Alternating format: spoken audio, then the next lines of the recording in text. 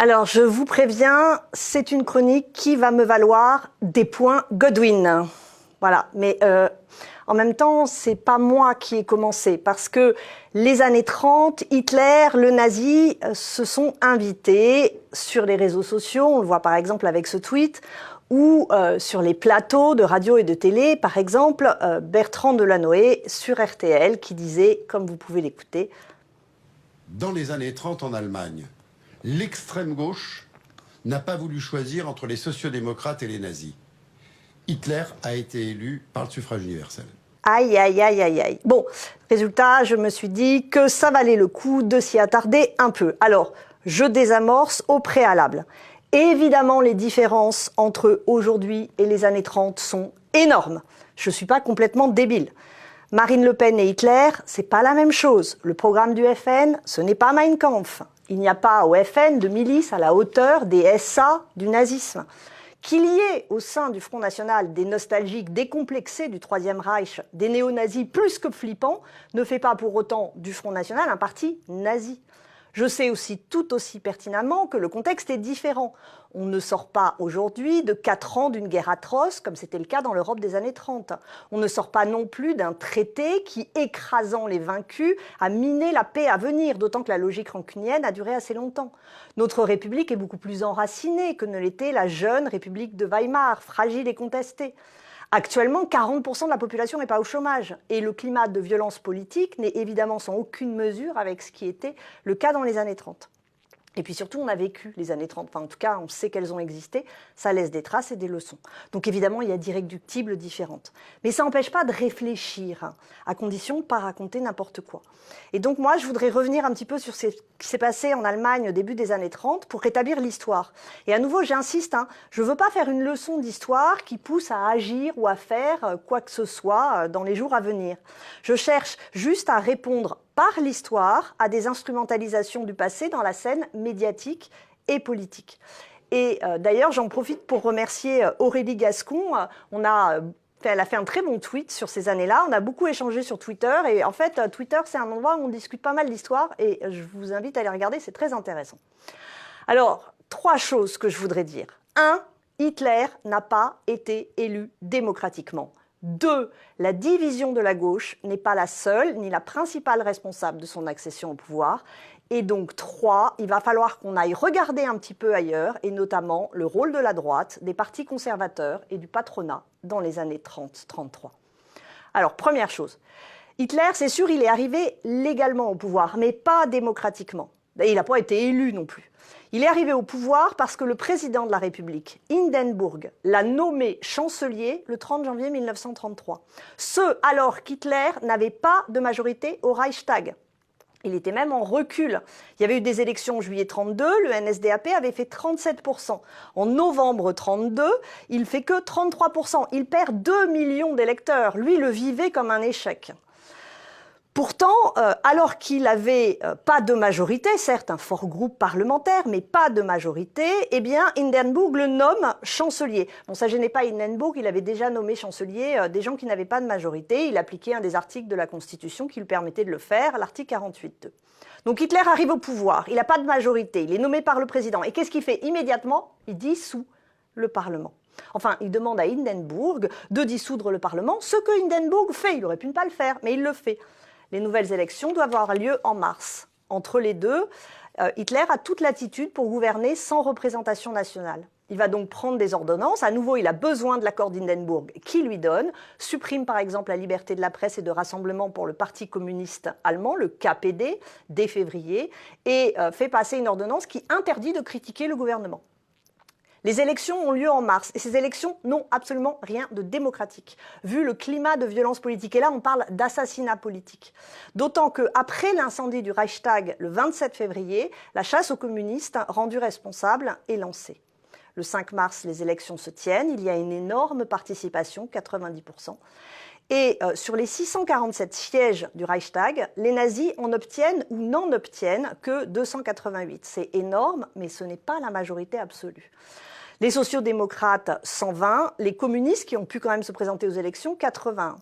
En fait, quand on regarde les résultats, on se rend compte que le parti nazi, même avec ses alliés, par exemple les nationalistes du DNVP, ne possède pas les 2/3 de voix qui seuls lui auraient permis de modifier la Constitution et de se donner les pleins pouvoirs. Il ne les a pas. Et en fait, ce qui va se passer, c'est qu'avant que le Parlement ne se réunisse, tous les députés communistes vont être arrêtés. Par voie de conséquence, ça va modifier le quorum au Reichstag et donner, par conséquence mathématique, la majorité au parti nazi, qui va pouvoir donc récupérer tous les pouvoirs. Le lendemain, Dachau est créé et les premiers qui seront envoyés sont les communistes. Donc déjà, faisons un sort. Hitler n'a pas été élu, il n'est pas arrivé démocratiquement au pouvoir. Alors ensuite, cette question de la division de la gauche que l'on rend seul responsable. Et d'ailleurs, dans cette division, c'est le KPD, le Parti communiste, que l'on rend seul responsable. Alors oui, la gauche était divisée entre SPD et KPD, communistes et socialistes, et pas qu'un peu. La division, au demeurant, était européenne. Elle était présente depuis le début de la guerre entre ceux qui avaient voté les crédits militaires et ceux qui étaient restés fidèles au pacifisme. Elle était évidemment une conséquence de la Révolution d'octobre. Tous les partis socialistes européens s'étaient divisés début des années 20 entre une branche socialiste et une branche communiste. La division était d'autant plus forte depuis 1928 que le Comintern avait appelé à ce que l'on appelle la lutte classe contre classe, qui poussait les partis communistes européens à attaquer les partis socialistes en les traitant de sociotraîtres ou sociofascistes. La division était par ailleurs accentuée par l'attitude profondément anticommuniste des partis socialistes. Et alors cette division, elle était encore plus forte en Allemagne, mais il faut comprendre, quand on était communiste en Allemagne, comment pouvait-on oublier qu'en 1919, le SPD avait réprimé dans le sang la révolution spartakiste, avait bombardé Berlin, avait assassiné Rosa Luxembourg et Karl Liebknecht, et c'était pour se faire appuyer sur des corps francs qui par ailleurs, par la suite, ont rejoint les nazis. Donc il y a une division haineuse entre le SPD et le KPD, et l'autre conséquence, c'est que le KPD n'a jamais soutenu la République de Weimar. Un peu comme les socialistes en France n'ont pas soutenu au début la Troisième République à cause de la répression de la Commune. En tout cas, tout ça est très complexe et il y avait des torts absolument partagés entre les deux partis. Par exemple, en juillet 1932, suite à un putsch en Prusse, le KPD avait proposé au SPD de faire un front commun. Le SPD avait refusé. En janvier 1933, après la prise de pouvoir d'Hitler, le KPD avait proposé de faire une grève générale de protestation. À nouveau, le SPD ne l'avait pas soutenu. Mais bon, en même temps, il y avait des trucs pas jolis du côté du KPD. En janvier 1931, les communistes avaient soutenu un référendum pourtant organisé par les nazis, qui étaient contre les socialistes. En Berlin, à nouveau, 1932, le KPD avait accepté, avait même encouragé les nazis à rejoindre une grève qu'ils avaient organisée dans les transports. Donc vous voyez, les choses sont très complexes et c'est évidemment extrêmement simplifier les choses et trahir ce qui s'est passé que de juste dire le KPD n'a pas voulu voter avec le SPD. Il y a ça à jouer, mais c'est vraiment, dans l'ensemble, c'est assez minimal. Alors, ce que ça montre en fait surtout, c'est que quand on confond un adversaire politique avec un ennemi, que l'on traite un adversaire politique comme un ennemi, là c'est assez dangereux. Et puis, si on doit chercher les responsabilités, on va les chercher, mais on va les chercher partout. Allons-y vraiment dans la recherche des responsabilités. Regardons par exemple ce que faisaient les anciennes élites impériales, la droite allemande d'une certaine façon. Ils n'avaient pas non plus accepté la République de Weimar. Ces anciennes élites impériales passaient leur temps à pleurer sur la splendeur perdue de l'effondrement du Reich, du deuxième, celui de la fin du XIXe siècle, sur la nécessité de redonner toute sa puissance à l'Allemagne. Un type de discours de la décadence nationaliste qu'on entend souvent encore aujourd'hui. Droite et nazisme partageaient finalement les mêmes conceptions nationalistes haineuses. Alors oui, ces idées venaient du XIXe siècle, elles avaient été reprises par les nazis qui les avaient radicalisées, qui surtout les avaient biologisées.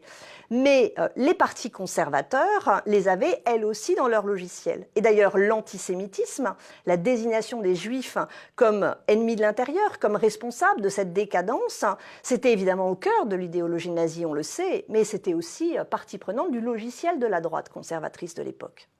Donc les élites impériales ne sont pas démocratiques. Le problème, c'est qu'elles sont restées au pouvoir. Elles sont restées au pouvoir parce que quand la République de Weimar s'est installée, il n'y avait pas d'élite démocratique en nombre suffisant. L'Allemagne n'avait pas beaucoup connu d'expérience démocratique, quelques mois en 48-49, mais c'est tout.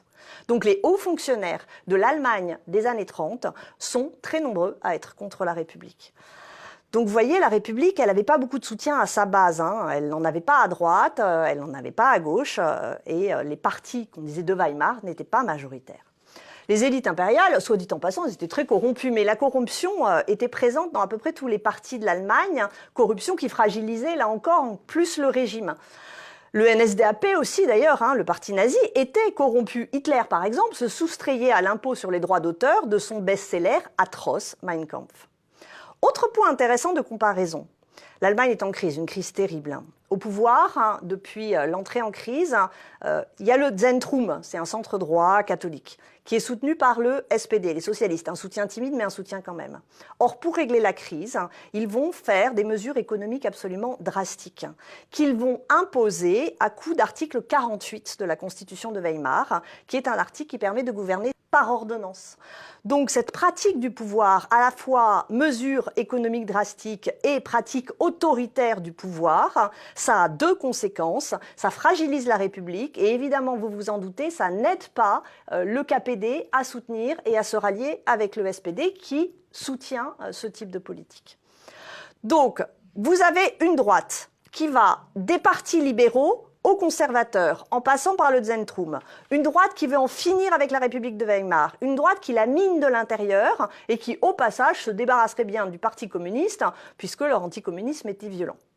Et là, Hitler monte. Et qu'est-ce que s'est dit cette droite? Elle s'est dit, on va l'utiliser, un peu comme Thiers en 48 se disait de Louis-Napoléon Bonaparte, c'est un idiot qu'on mènera, et pareil.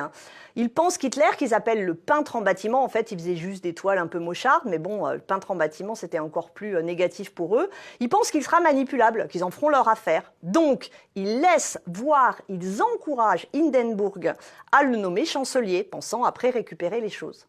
Il y a donc une responsabilité très forte des élites conservatrices et on a souligné le rôle d'Hindenburg au début de la chronique. Ajoutez à ça qu'une bonne partie du patronat soutenait massivement le parti nazi. Il le finançait, lui donnait des locaux par exemple dans lesquels le parti nazi organisait des soupes populaires qui lui permettaient d'embrigader les plus démunis.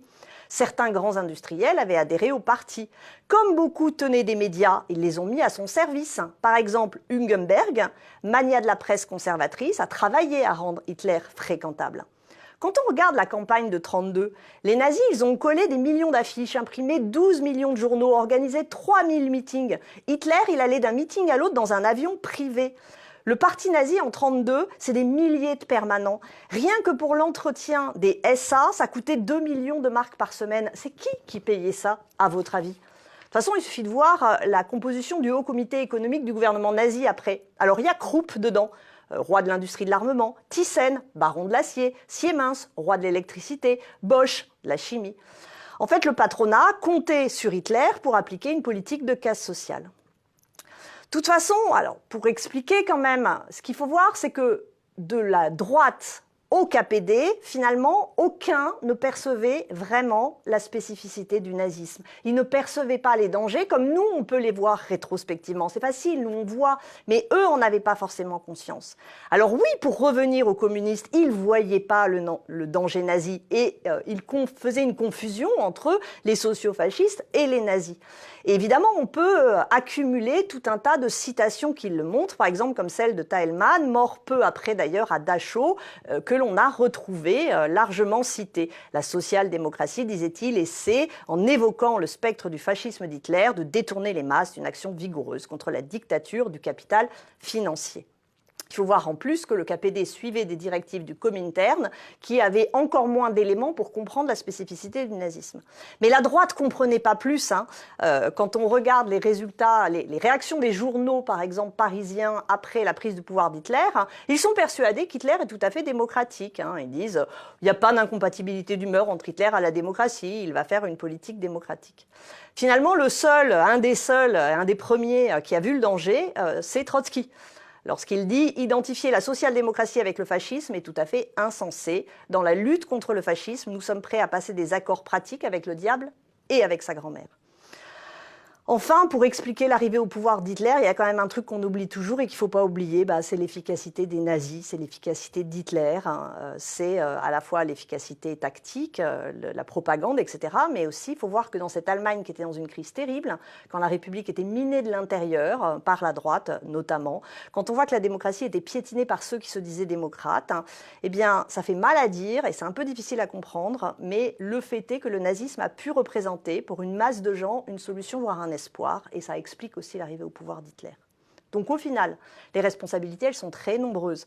Le fait que le KPD n'ait pas voté pour les élus du SPD en 32 ou en 33 n'en est qu'une, mais c'est vraiment pas la principale. La différence, c'est que finalement, les communistes, ils ont réfléchi à ça. Ils ont écrit sur ça. Ils se sont posé des questions et ils ont fait évoluer leur stratégie après ça. Les fronts populaires, français et espagnols, résultent de ça.